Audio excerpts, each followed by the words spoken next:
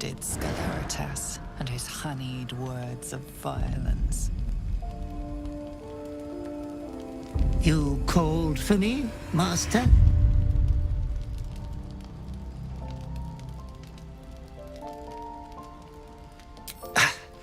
I don't need to. They are all the same. There is but one thing on your mind, and it won't go away until your thirsty urge is sated. I come here, for I wish to bring you another powerful tithe. But I cannot grant you this prize quite yet. You must do something divinely unspeakable first.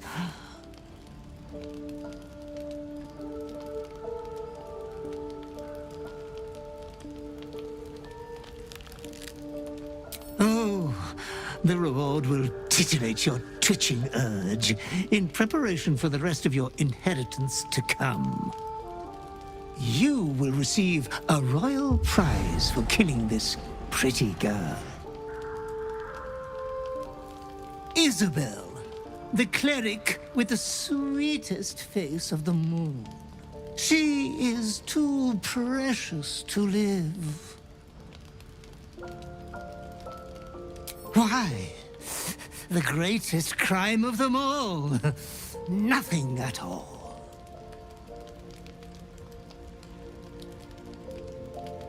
Oh, Master, consider the tiny mishap with the bard you had the last time we met. Your unconscious clever mind hungers for extreme violence. Who knows who you might kill next if you do not satisfy your urge. Be true to yourself, Master.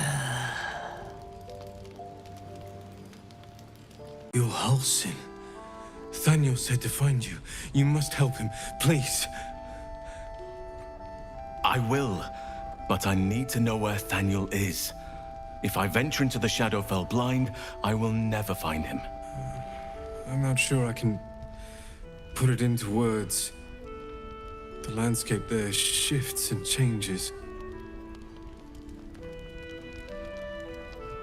Lavender. Whenever I saw Thaniel, I always smelled lavender. I can work with that. Rest now. Meet me by the lakeshore. I have what we need to proceed, but I'll need your help. Be ready. This may prove perilous. I have him.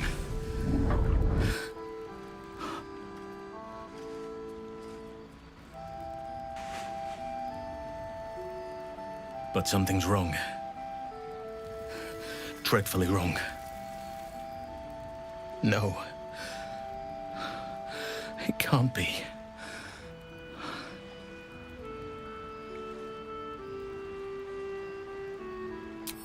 No. But some part of him is missing. He's hollow. I need to examine him back at the camp. Come see us when you can. I want to thank you for what you said whilst I was in front of that vile drow. I spent 200 years using my body to lure pretty things back for my master. What I wanted, how I felt about what I was doing, it never mattered. You could have asked me to do the same. To throw myself at her. What I wanted, be damned. But you didn't. And I'm grateful.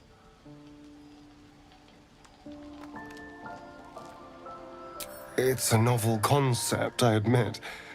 And, a little intimidating. It would have been so easy to bite her. To just go along with what I was being told to do. A moment of disgust to force myself through, and then I could have carried on just like before.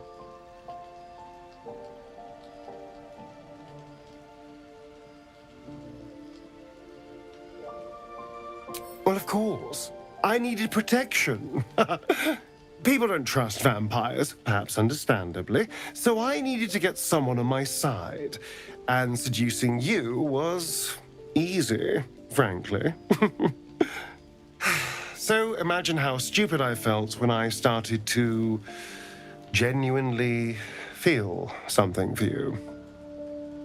Trust me, I was not happy about it. You were a complication I didn't see coming. And yet...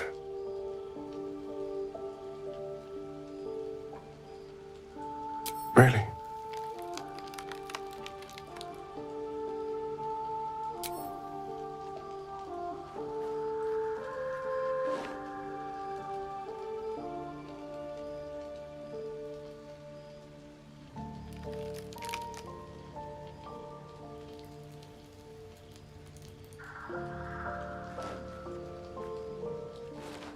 You're full of surprises, aren't you? Honestly, I have no idea what we're doing.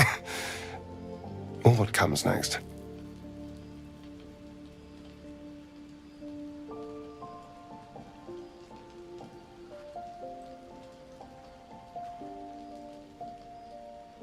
But I know that this is nice.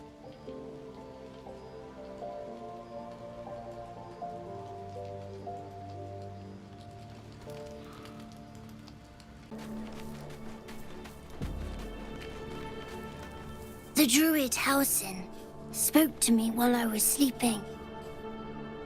He spoke of you. Said that you fought shadow and spite to restore me. 100 years of sickness almost ended. I feel every root that riddles the earth beginning to unfold. But there is one anchor, still holding the shadows in place.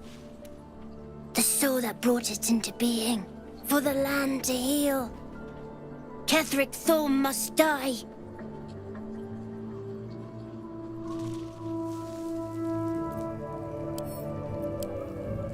Thaniel rests well. He's healing very rapidly, now that Oliver has returned to him. No more than my right hand can absorb my left. Oliver is helping Thaniel to recover. They both lie dormant, like trees awaiting spring. Once the curse is lifted, they can stand as one or as a pair. Whatever they wish. I hope they will remain as a pair. It will be good for them both to have a friend, once I'm gone. Still, I would like to return here someday. See Thaniel and Oliver again. In my meditations, or perhaps in person, if the Oak Father wills it. I hope he does.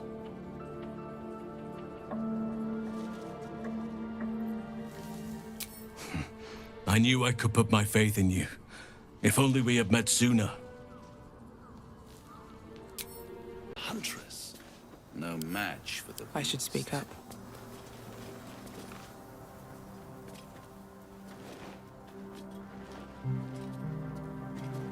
Our hero thought but of treasure ahead, did not consider the peace of the dead.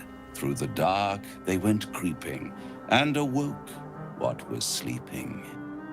A new grave they dug, which they themselves fed. Ooh, spooky. Merely protecting my assets. I've grown quite fond of you, you know, in my way. I thought it only fair to warn you about the dangers ahead. Oh, we both know they are soon to be revealed.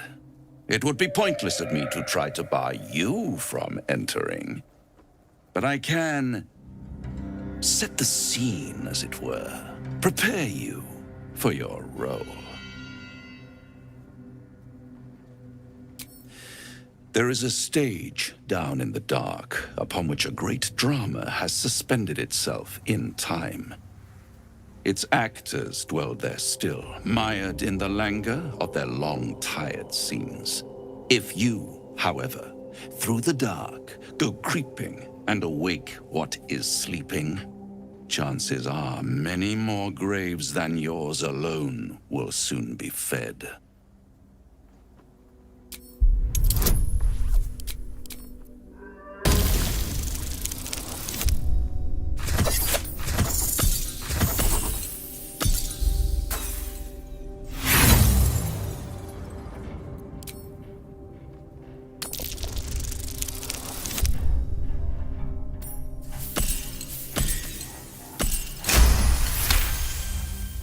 Very well. There is a creature that lurks in silence and shadow. A creature who, like me, is very much of the infernal persuasion. Should it make its way out through the very doors you are about to brazenly swing open, you'll have unleashed a pestilence upon this realm. In truth, it is carnage incarnate. So if you meet the devil of which I speak, kill it. Consider no other course of action.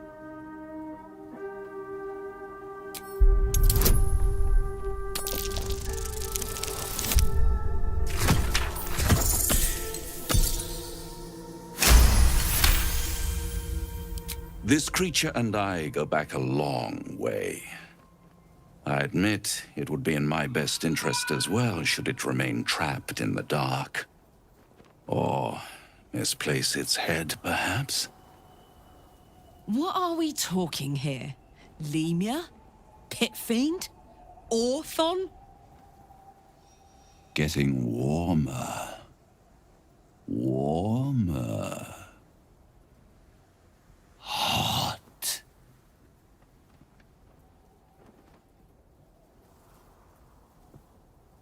You have it in you to author a thrilling finale if you heed this warning.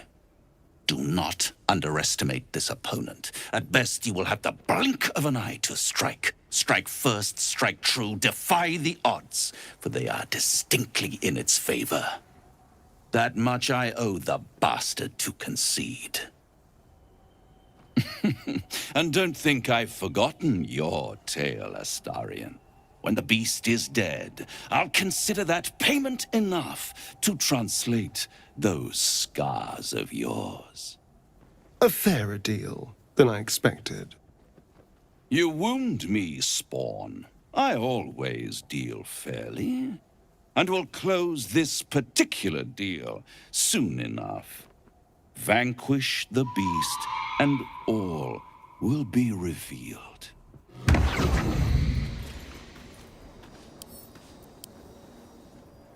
Is there something you want to talk about, my dear?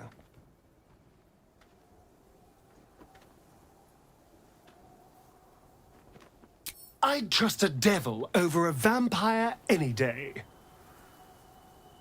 I think he likes us.